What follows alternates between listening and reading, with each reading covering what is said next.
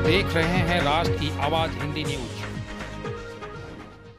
और आप देख रहे हैं राष्ट्र की आवाज ऑनलाइन हिंदी न्यूज। खबर लखीसराय जिले के चानन प्रखंड से है।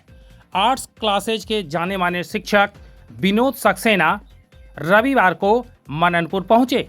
डीके ट्यूटोरियल कोचिंग सेंटर पहुंचे विनोद सक्सेना ने विद्यार्थियों से कहा कि एक विद्यार्थी को अच्छे सेंटर को तलाशना और साथ ही साथ कहां पर परिपूर्ण तरीके से डिसिप्लिन मिलने के साथ बेहतर तरीके से प्रश्नों के सवालों का जवाब बनाने और करने का सॉल्यूशन मिलता है, हमें उसी केंद्र का चुनाव करना चाहिए। इन्होंने विद्यार्थियों को बहुत सारी सलाह दी। आइए जानते हैं कि विनोद कुमार सक्सेना ने विद्यार्थियों के बीच और अभिभावकों को किस प्रकार की सलाह देकर उन्हें संतुष्ट करने का काम किया। जानते ही होंगे और आज हम सबके लिए ये बहुत ही खुशी का दिन है कि हम सब यहाँ इकट्ठा हैं और पिछले कई वर्षों की विरासत को संभालने का काम हमारे साथी मित्र दिनेश सर ने किया है। आज इनका लगन, इनका मेहनत और इनका प्रयास ये है कि आज चानन की तमाम मित्र मंडली, चानन के तमाम वरिष्ठ नेतागण आज एक मंच साझा कर रहे हैं। सबसे पहले तो मैं धन्यवाद करना चाहूंगा डीके ट्यूटोरियल के संचालक और मेरे सबसे अच्छे मित्र दिनेश सर का कि जिन्होंने हमें 2 शब्द बोलने का अवसर दिया। मंच पर उपस्थित हमारे गार्जियन स्वरूप प्रवीण चा, दीपक भैया,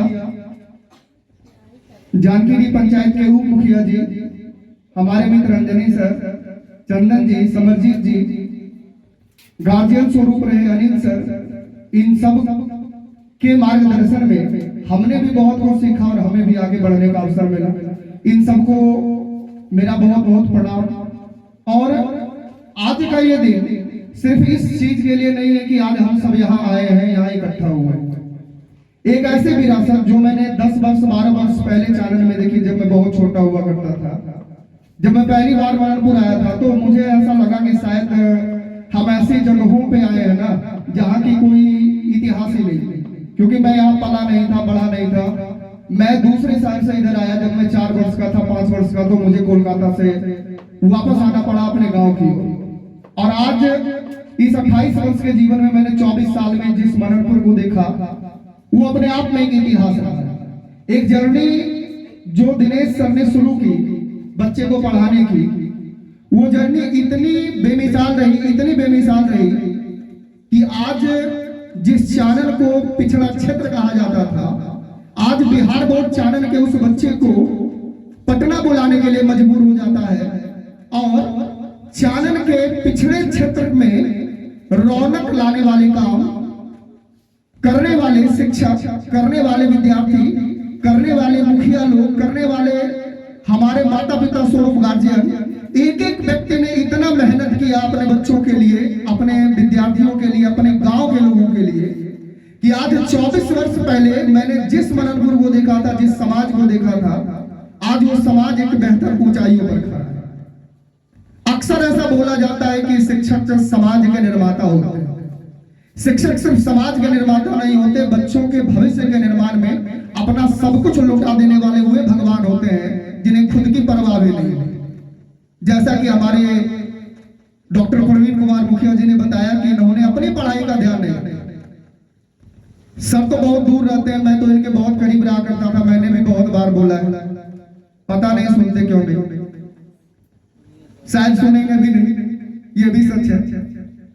क्योंकि बच्चों के प्रति जो इनका पागलपन है, जो प्रेम है, वही तो दिख रहा है, पीछे लगा हुआ है। ये तस्वीर मोहताज नहीं है किसी चीज। आज से 2 साल पहले ये लड़का बिहार में एक बार, इससे पहले भी टॉपर आ चुका है, उस टाइम में इसका इंटरव्यू हुआ था, कुछ नंबर से पीछे रहे। इस बार फिर उसका इंटरव्यू हुआ और मुझे वो दिन याद है कि जब मैं यहाँ पे था और सोनू कुमार के पिताजी, दुर्भाग्यवश उनका भी नाम विनोद कुमार है, तो दोनों के नाम मिलते हैं एक दूसरे से। वो आए थे और उन्होंने मुझसे पूछा था, शायद सर को पता होगा, उन्होंने मुझसे पूछा था कि दिनेश सर कौन है। और वो दिनेश सर से मिलने आए और कहे कि सर मेरा बच्चा है सोनू, वो आपके पास पढ़ना चाहता है, क्योंकि आप बहुत अच्छे शिक्षक हैं। और फिर ये दोनों बात की और हम वहां से निकल गए।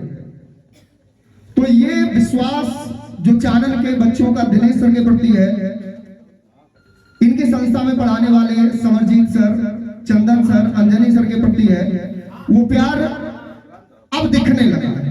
दिखता तो कई वर्षों के साथ, लेकिन अब ज्यादा दिखने लगा।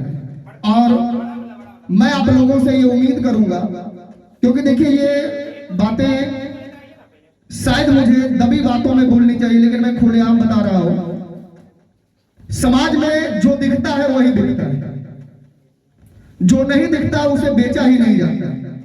लोग अपने आप को बेचने के लिए कुछ इस कदर गिर चुके हैं, इस कदर दिखाते हैं कि लगता नहीं है कि वे क्या कर रहे हैं। शिक्षा को एक व्यापार बना दिया गया, पर हकीकत यह है कि शिक्षा कोई व्यापार नहीं, शिक्षा मनुष्य के लिए वरदान है। हमारे साथी मित्र दिनेश सर, इन्होंने कभी दिखावा नहीं किया। इनका कथन है 5 आए, 10 आए, 15 आए, 20 आए, मैं उसी को पढ़ाऊंगा, मैं उसी के प्रति मेहनत करूंगा, वही हमारा नाम रोशन करेगा।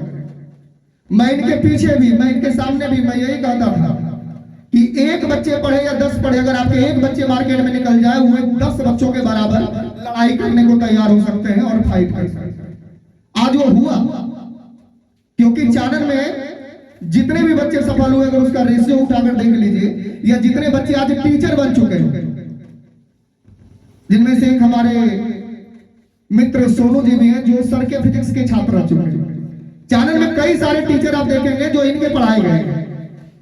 तो आज मैं इस मंच से आपसे ये गुजारिश करना चाहूंगा कि आने वाले 10 वर्ष, 12 वर्ष, 15 वर्ष आपका, आपके परिवार का, आपके समाज का ये प्रेम दिनेश सर के प्रति, डीके ट्यूटोरियल के प्रति बना रहे। क्योंकि जब तक आप अपने आसपास के बच्चों को, अपने परिवार के बच्चों को, अपने समाज के बच्चों को ये नहीं कहेंगे कि चानन की सबसे बेस्ट संस्था डीके ट्यूटोरियल है, जहां बच्चों को अनुशासन के साथ पढ़ाया जाता है, वे नहीं पहुंचेंगे। और वे नहीं पहुंचेंगे तो शायद इस मुकाम तक नहीं पहुंच पाएंगे जहां तक सोनू पहुंचा। तो आपसे मैं गुजारिश करता हूं कि अपने बच्चों को पढ़ाने के लिए, अपने भाई बहनों को पढ़ाने के लिए, अपने निकटतम संबंधियों को पढ़ाने के लिए जहां तक हो सके अनुशासित माहौल में भेजें। और मननपुर में शायद मुझे नहीं लगता कि जिस जगह पे आप बैठे हैं इससे ज्यादा अनुशासित माहौल पूरे मननपुर में कहीं हो।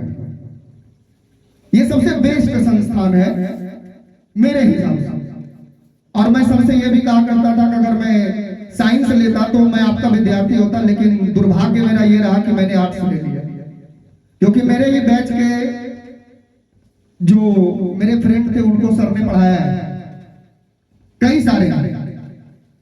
तो आज खुशी का दिन है, यहां बैठे तमाम लोग जो हमारे माता पिता स्वरूप हैं, कुछ हमारे बच्चे भी हैं, सब लोगों से मेरा नम्र निवेदन है कि आज के इस लम्हे को अपने मोबाइल में कैद करिए, रखिए और अपने बच्चों को जाकर के दिखाइए, अपने साथियों को जाकर के दिखाइए कि हमें यहां पहुंचने के लिए मेहनत करना पड़ेगा।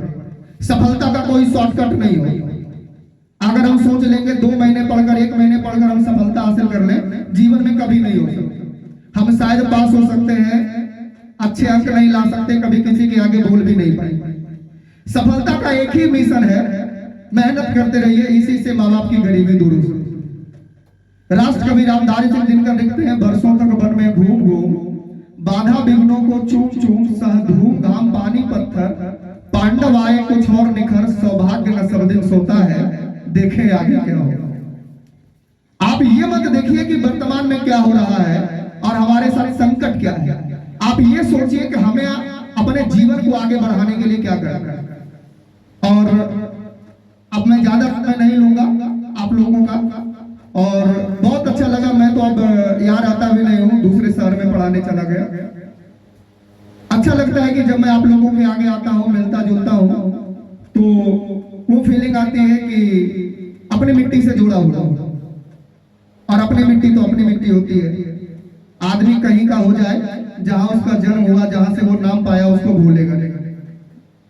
तो आप लोगों से मेरी यही गुजारिश है, यहाँ तमाम लोग जो बैठे हैं, कि अगले कुछ वर्षों तक अपने बच्चों को पढ़ाने के लिए एक बेस्ट टीम चुने, एक बेस्ट टीचर चुने, क्योंकि आपके बच्चे के भविष्य के निर्माण में एक टीचर सक्रिय भूमिका निभाता है जो अनुशासित हो।